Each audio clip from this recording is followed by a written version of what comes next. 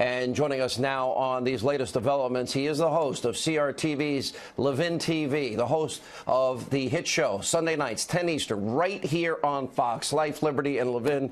I call him the great one, Mark Levin. Let me pick up right where we just left off there.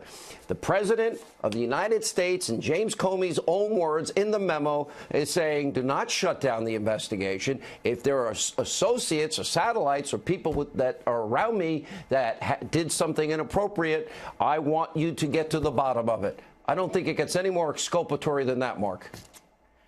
These memos actually help the president. There is nothing incriminating in them. I took 25 minutes to read as best I could. I went through them.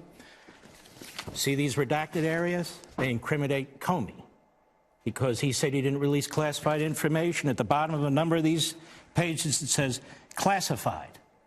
Comey said he didn't classify information, so he's got some splaining to do. But I've gone through this. The president is furious about these allegations about prostitutes and, and so forth, and he continually denies it. That didn't happen, and so forth and so on. These are Comey's notes. And Ed Henry made the other points. But I want to point out something, too, Sean, which is this. So today, as you reported, the Deputy Attorney General of the United States, Rosenstein, told the president last week that he's not a target in the Michael Cohen case or the Russian case or both cases. Let's get something straight. I was on your program back in July last year. I've got two memoranda. One under the Nixon administration, one under the Clinton administration. The Clinton administration memorandum is 39 pages long with a zillion footnotes. And here's what it says, America, and this is what you need to know that's been going on to your country. The memo is addressed to the Attorney General of the United States from the Office of Legal Counsel, which handles constitutional issues. A sitting president's amenability to indictment and criminal prosecution. The indictment or criminal prosecution of a sitting president would unconstitutionally undermine the capacity of the executive branch to perform its constitutionally assigned functions. Page after page after page saying a sitting United States president cannot be indicted. Now, my question is this. Did they issue another memo over there at the Justice Department reversing these two memos during the Nixon administration and the Clinton administration? No. No. Mr. Rosenstein, you're the Deputy Attorney General of the United States. You've been overseeing Robert Mueller. You tell the President of the United States last week that he's not a criminal target. Damn it, he can't be a criminal target under the memoranda that have been written by the Justice Department. Moreover, Justice Department regulations require the special counsel of the United States to follow the rules, regulations, and, quote, policies of the Department of Justice. Mr. President, don't sit down with this special counsel. This special counsel doesn't have the power to indict you, and for good reason. Well, let me read this one paragraph. This is from the Clinton administration Justice Department.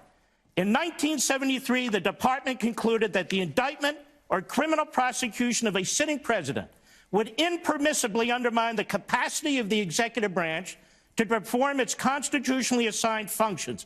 I'm hoping Professor Dershowitz is listening. We've been asked to summarize and review the analysis provided in support of that conclusion and to consider whether any subsequent developments in law lead us today to reconsider, modify, or disavow that determination. Please, one more sentence. We believe that the conclusion reached by the department in 1972 still represents the best interpretation of the Constitution. They are saying Mr. Mueller's boss, Mr. Rosenstein's boss, unless Attorney General Sessions has rejected the Department of Justice's position that a sitting president cannot be indicted. So what are we doing? Well, you know what they're doing. What they're doing is that they want to set up a impeachment possibility. Exactly. Depending on, well, and that's why this whole, listen, it's anybody's, talk about monopoly or any type of board. How do you go from, Pass Go all the way to Boardwalk and Park Place if, in fact, now we're at Stormy Daniels? But I have a more important question. Last night, sir. Congressman Ron DeSantis and 10 other congressmen sent criminal referrals for Strzok and for Page and McCabe and Comey and Hillary Clinton and these other people involved in this dossier. Then we have the criminal referral today for Andrew McCabe from the Inspector General. Walk us through the legal aspects of this, where this heads next, and what. I know you've called for the firing of the Attorney General, and he's a friend of yours over these years. No, I did not call for the firing. I said he should step down. Okay, and he is a friend of mine, and I don't really enjoy it. I've known him for 30 years. And here's the problem. The Deputy Attorney General is out of control. The President of the United States has his shoulders pinned to the wall. It's the job of the Attorney General to control the Deputy Attorney General. The Deputy Attorney General of the United States is usurping the powers of the Attorney General. The Attorney General was confirmed by the Senate. He is a presidential appointee. This is what our Constitution requires. An inferior officer cannot usurp the power of the Attorney General, as Mr. Rosenstein has done. I'm going to tell you something. There's a case that's been taking place in the Manafort case. They went into federal district court and they said, Mueller is exercising authority he doesn't have. This took place today with all the rest of this stuff going on. I don't know what this federal district judge is going to do, but you know what she said in open court? They're making a fair point here. Mr. Rosenstein gave this special counsel such remarkably broad powers that it may well be unconstitutional. So let's sum up. The deputy director of the FBI may well be under criminal investigation because he's a serial leaker.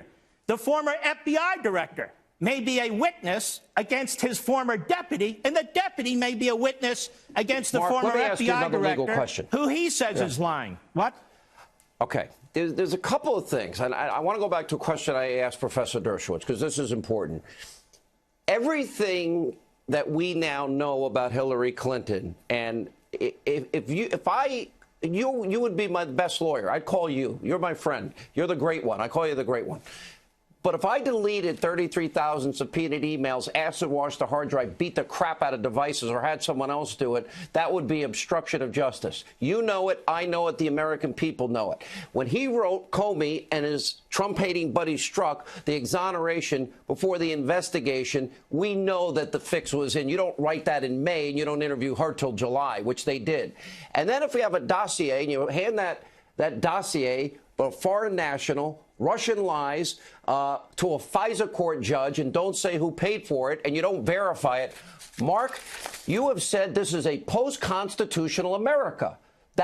These instances verify what you wrote in your last book is 100% accurate. These are scary times if you believe in the rule of law, equal application under the law, and the Constitution. Explain. This is the greatest scandal in modern American history. We have the highest echelons of the FBI and a lot of former FBI officials who are friends of mine, because I worked at the Justice Department, agree, who are corrupt. I don't mean on the take. I mean politically corrupt. And you're seeing that play out now. And the American people are getting a real taste of Mr. Comey, and they don't like him. You're also seeing the criminalization of politics. And we haven't even gotten into what the intelligence side has done. Let's be honest about this. The Democrat Party nominated somebody who was under criminal investigation. Mr. Comey stepped in and protected her. Hillary Clinton is too stupid to understand that he protected her from being indicted, not once, but twice. Can you imagine? We could have had a candidate for federal office indicted. She clearly violated the Espionage Act, not once, but repeatedly. Mr. Comey says you need specific intent in a statute that talks about gross negligence. But we had specific intent.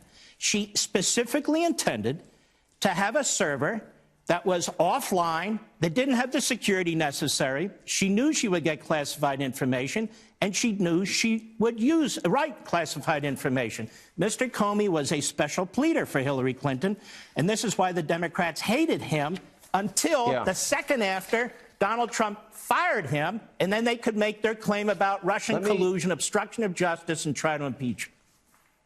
All right, Mark, thank you so much. The great one, you can see him, Life, Liberty, Levin, 10 Eastern, every Sunday.